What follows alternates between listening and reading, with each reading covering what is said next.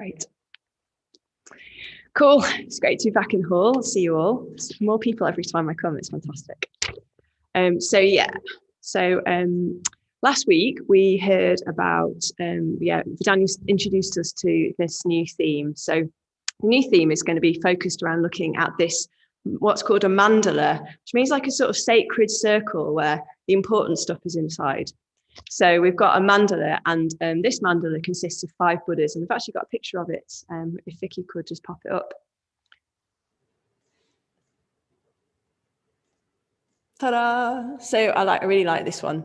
So there's 5 Buddhas in this mandala, and I'm going to be talking about the Buddha who is actually in the East, although he appears at the bottom of this picture. His name is Akshobhya, the blue Buddha. Okay, that's probably enough of that. So all of the Buddhas in the mandala, Vedanya described it as if the qualities of enlightenment were exploded out into different Buddhas. You can also think of it as if the light is being refracted through a prism, and all of the different colours of the rainbow are going out, and each of them highlighting a different special quality of enlightenment. So the special qualities of enlightenment, which Akshobhya represents, is what I'm going to be talking about this evening. So yes, he inhabits the eastern quarter of the mandala. And Vedanya mentioned that I have a particular connection with Akshobhya. So I've been a big fan of Akshobhya for quite a number of years. And when I was ordained 5 years ago, I took on to, he became what's called my yidam. So he became my special connection with enlightenment. And I took a vow really to keep that connection with him by daily meditation on him and reciting his mantra. So the mantra is like a sound symbol for the Buddhas.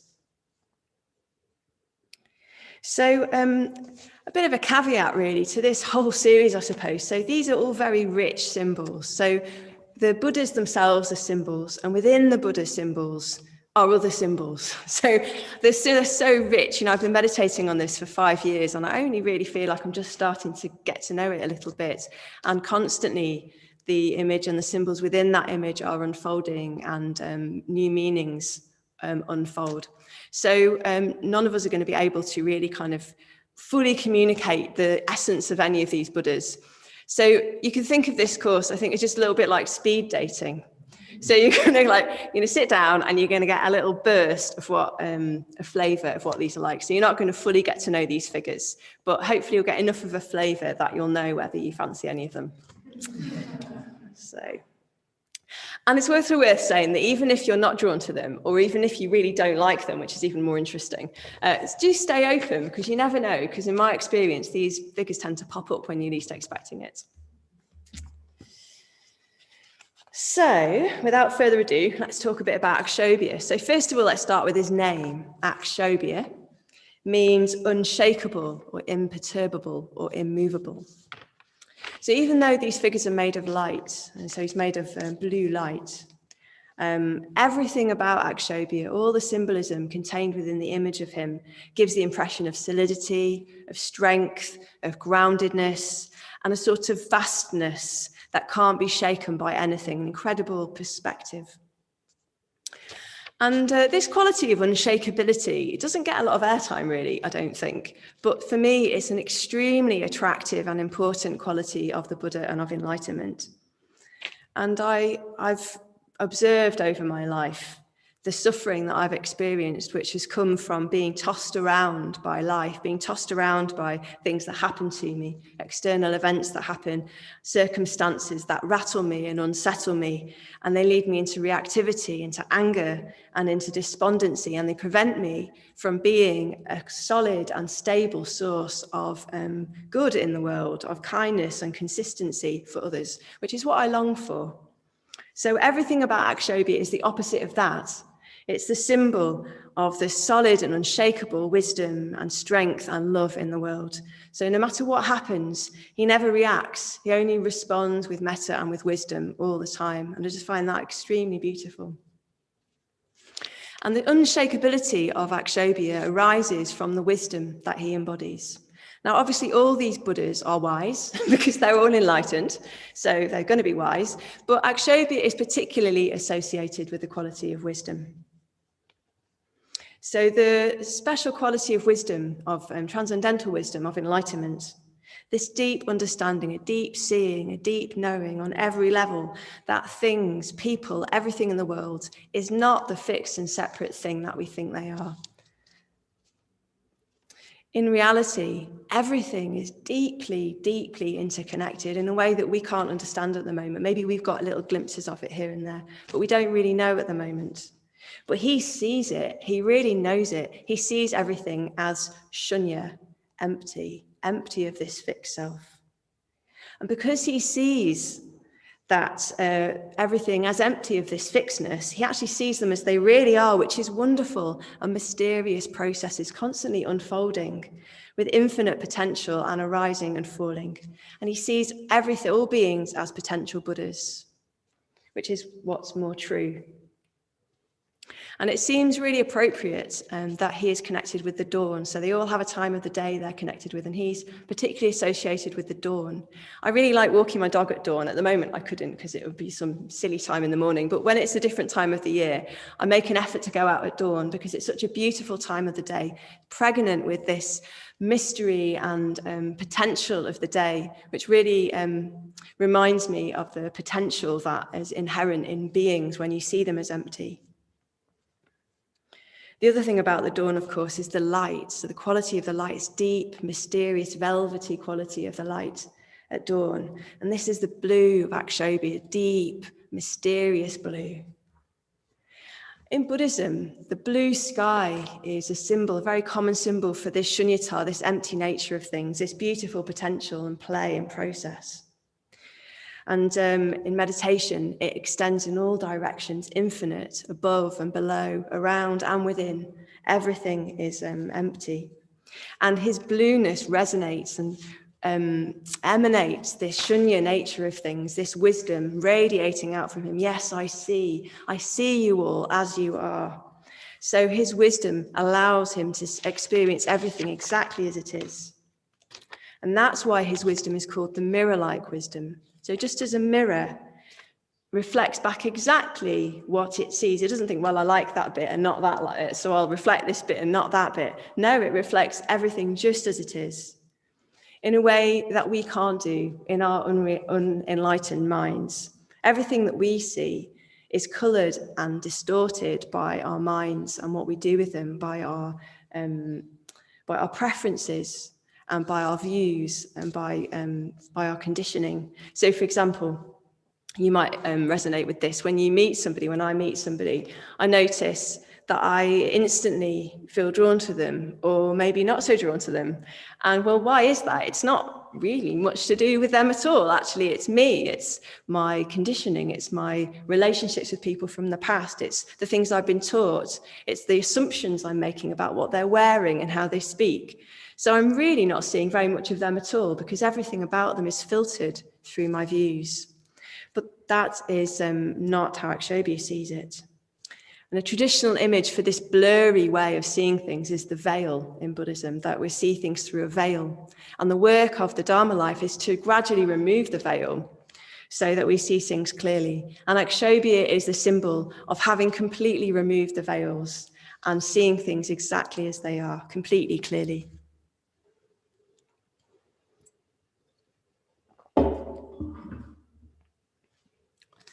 So another image of this clarity to do with Akshobhya is water. So he's associated with water. So water is interesting because it has the capacity to act like a mirror when it's still. So when it's calm when the mind is calm and still, like Akshobhya's mind, then the water can reflect properly and clearly what is actually there. But again, our minds can't do that. Our minds are disturbed by the powers of greed, hatred, and delusion, these winds that blow and ripple and churn up the water so that the reflections we see are distorted. But the reflections Akshobhya sees are exactly how things are. The other thing about water I was reflecting is that a great expanse of water is it's very difficult to churn it up very much with even quite a big thing. So if you imagine like a great completely calm lake and then dropping a tiny pebble into it, it will really hardly disturb anything For a moment it might, but the great vast body of the water will be just remaining there untouched. So that's another really interesting relationship between water and the image of unshakability and vastness that Akshobhya is connected with. Also, each of the Buddhas is associated with an animal. So Akshobhya's animal is the elephant. Interestingly, when I was little, I used to collect elephants. So it's really weird that I've ended up meditating on elephants. When you visualize him, Akshobhya is sitting on a vast blue lotus throne, which is supported by elephants.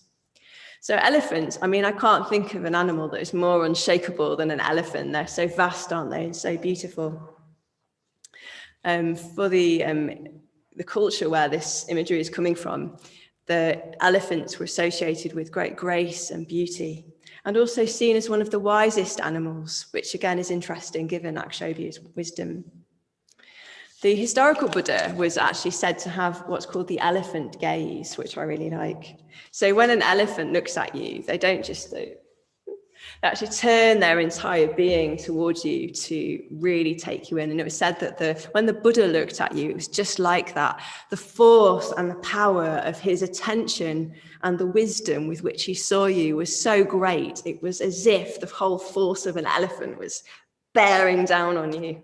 I really, really love that image. I wonder what it was like to be looked at like that. Quite incredible, I imagine. So I forgot to show you the images of the Akshobhyas. I'm so sorry. Not used to this. We'll see. So let's have a look. So here he is, blue. So I want to talk about this thing in his lap, this Vadra that's standing up. So maybe we could just ping through the pictures and have a look at this, how it sits in the middle. So there it is again. And again, I really like this one.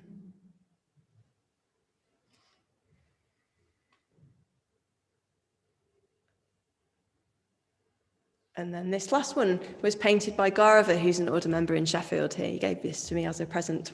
And if you go on to the next one, this is the Vadra.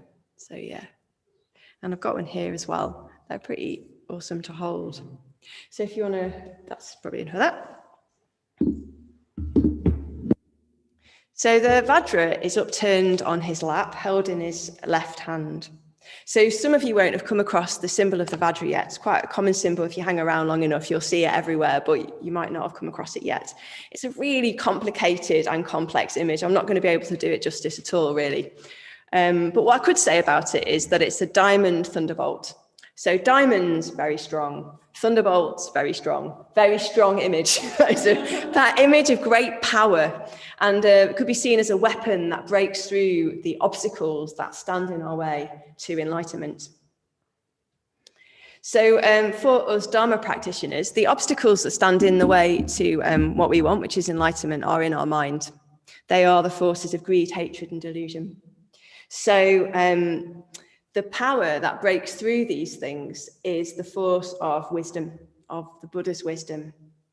So the Vadra becomes a symbol for this wisdom that the Buddhas have, this wisdom of enlightenment that I was describing, of seeing things as they are. And it also becomes a symbol for that reality itself, for the way that things are.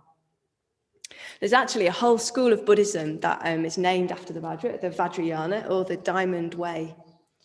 And this school is really very concerned with breaking through to enlightenment, seeing things very directly and using whatever methods will help you most effectively break through to enlightenment. And they often use the word Vadra in front of another word like Vajra bell or Vajra seat or Vajra flower to remind you about the empty nature of that thing. So constantly redirecting the practitioner back towards the truth of things, that they really don't have the essence that we assume they do. I must say that I didn't always really connect with the symbol of the Vadra. It's a bit weird, isn't it? Like, it doesn't bear much resemblance to much in the West. You might have a strong connection with it, but I didn't to start with. Until I was working in this terrible place some years ago. I was between proper jobs and I ended up getting this job as a receptionist in this factory, which was extremely boring, and I didn't have much to do, and also lots and lots of people, everyone moaned and complained all of the time. It was really, Really not a very nice time, and luckily I wasn't very long. But while I was there, I quickly realised that if I didn't make some effort, I was going to get sucked into the incredible amount of negativity that was coming both from outside me and also from within me, this kind of aversion to the situation that I was in. So just out of instinct, I drew a little picture of a Vadra and I wrote, "This is how it is," and I just stuck it to my computer.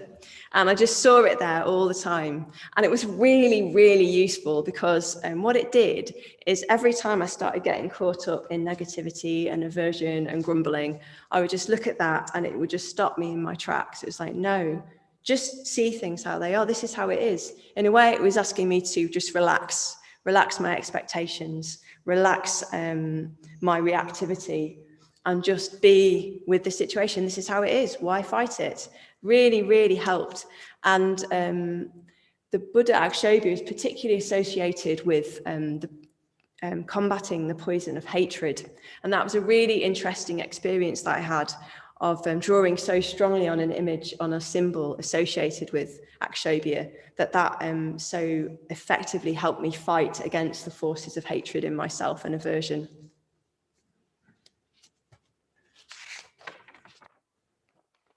It was also a very good, I've slightly gone off my notes, sorry. Yes, also, the working in that way helped me see how working with Akshobhya and the Vadra in particular really helped me to remain positive and patient in really challenging conditions. So Vedanya last week sort of sketched out how these Buddhas relate with a set of perfections or positive qualities that we're training for. And next week, Pranyashri is going to open up this link between patience and Akshobhya. So tune in for that, because that will be like the continuation of that little bit of the talk. So back to Akshobhya, he holds the Vadra at his center, which I think is really interesting. It's like when you see pictures of Akshobhya, often the Vadra is very central to the picture. And also his mantra, which is the sound symbol, is Om Vadra Akshobhya Hung. So the Vadra also appears in his mantra, his sound symbol. So it's obviously really, really important for him. And I really also love that it balances upright, which if you think about it, it's really interesting. Like he's not holding it. It's sort of just magically supported by his palm, very, very gently. So there's nothing graspy about Akshobhya's relationship with wisdom or reality or anything. It's just gently, tenderly holding it. And for me, it's a really lovely representation of harmony and beauty. That it's as if everything about him is just emanating from this beautiful, gentle relationship with how things are at his center. So when we talk about these Buddha figures, we talk about their mudras or the hand gestures. So one half of his hand gesture is holding this Vadra, and the other half is this earth-touching mudra, which the Buddha behind me, I don't know, can people see behind me? That's great. So this is a rupa, a statue of the historical Buddha, and you can see that he's touching the earth in this earth-touching mudra, the Bhumi Sparsha mudra. And he's doing this gesture because the gesture actually comes from the historical Buddha, from his life.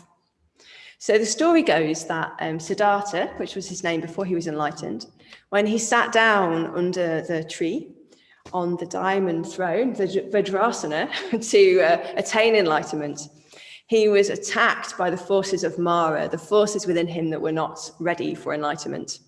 And they came, first of all, the forces of hatred came in a big wave. So Mara's army came, which he saw them off. Well, they didn't bother him at all. And then Mara's daughters came, very sexy, trying to get him with craving. He wasn't interested in those either. So then, bringing out the big guns, Mara turned to him and said, well, what right do you think you've got to sit here? Who do you think you are? So then he was being challenged by doubt, by his own self-doubt. So in response to this, Siddhartha just reached down and very gently touched the earth. And in response, the earth goddess sprang up from the earth and bore witness to all of the efforts that he'd been making over many, many lifetimes that meant that he was very, very deserving of sitting there and becoming a Buddha.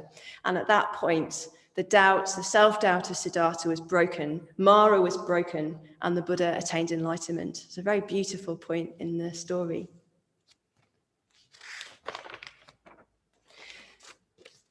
I personally find it very reassuring that the Buddha was experiencing anger and craving and doubt right up to the point of enlightenment. It means there's hope for all of us.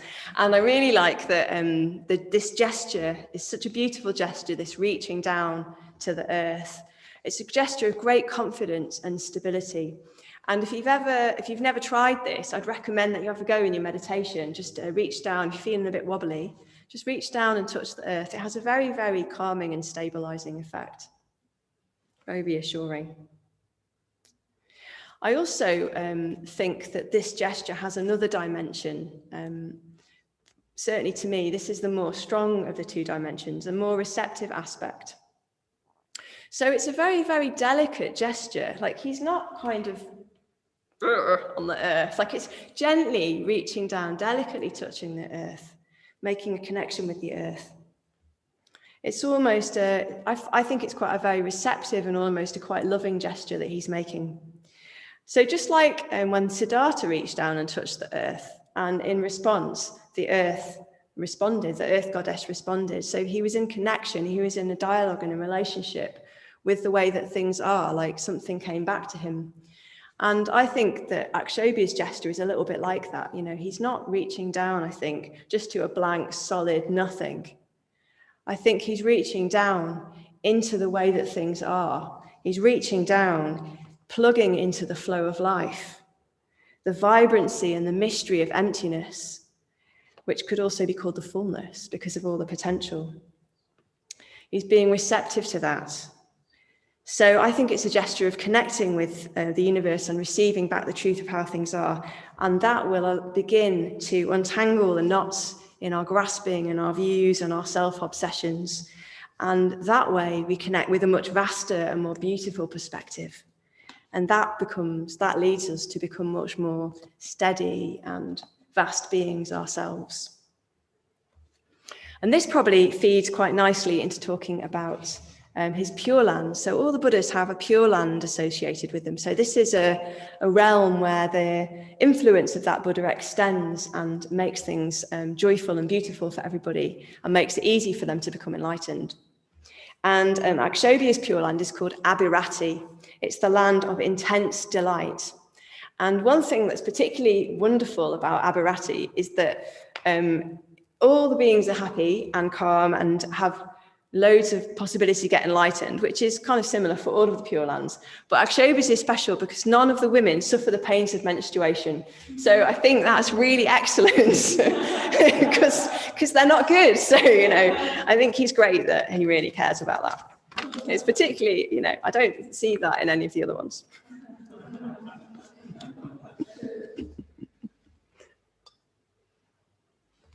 I think it's really great that his Pure Land is about delight. I think it can be very easy to get the wrong impression about wisdom being a cold, heavy, heady thing, serious and, you know, heavy. That's not going to be what wisdom is like. If there's wisdom, there's going to be delight and there's going to be joy. It's this joy of being free from the shackles of the self, being freed from the defensiveness that comes from thinking that we must protect ourselves all the time, and that we're separate and somehow alone, letting go of any sort of defending or fear. And all these wrong ideas that cause us so much suffering for ourselves, like being able to breathe suddenly, like being let out of jail. This is the imagery that's used in the Pali Canon around the Buddha's time. These are the images for seeing that this thing it's like a light, someone's turned a light on. It's like being let out of prison. It's like a weight being lifted off our shoulders. Images of great delight and happiness. And although I'm not enlightened in any way, I definitely, meditating on Akshobhya has that quality. You know, when I'm having a good when I'm really in connection with him, I do feel that lightness, and sometimes I laugh because it's just so such a relief for those moments, which then quickly end, sadly. But hopefully, you know, over time, I'm hoping those moments will extend to create a more consistent experience. So lastly, I just want to mention the aspects of red in his image. So there's quite a bit of red when you look at Akshobhya as well, even though he's the blue Buddha. He wears a red robe, so quite a lot of his body is covered with this beautiful, heavy, luxurious red robe. And also he has these little red lips, these beautiful red lips, which are parted in a little smile. And for me, these red elements, they express the deep metta and compassion which arises on the basis of wisdom. So it's really important to recognize that wisdom, if it's really wisdom, isn't just an intellectual thing. So Bhante Sangha, who set up this movement and order, in Wisdom Beyond Words, he says, the enlightenment of the Buddha was not a cold, detached knowledge. He saw with warmth, he saw with feeling. What is more, he saw everything as pure or Shubha, which also means beautiful. So this is how Akshobhya sees things, because he sees things as they are, he sees them as beautiful. And his love and compassion are the expression of his transcendental wisdom. They're the reflex of it. You can't really have one without the other. If you don't have any love, then you don't have any wisdom. They come together as a package. And I really love how his figure, the redness of his figure, expresses this almost paradox, expresses this aspect of enlightenment. So although he's the Buddha of wisdom, he's also deeply loving. So, of course, all the Buddhas are. So I'll leave you with this image of the Buddha then. So Akshobhya, the blue Buddha, vast, unshakable, radiating calm stability, his whole being expressing the joy of seeing things as they are and seeing us exactly like we are, as beautiful, as potential Buddhas, which is the highest expression of love. Thank you.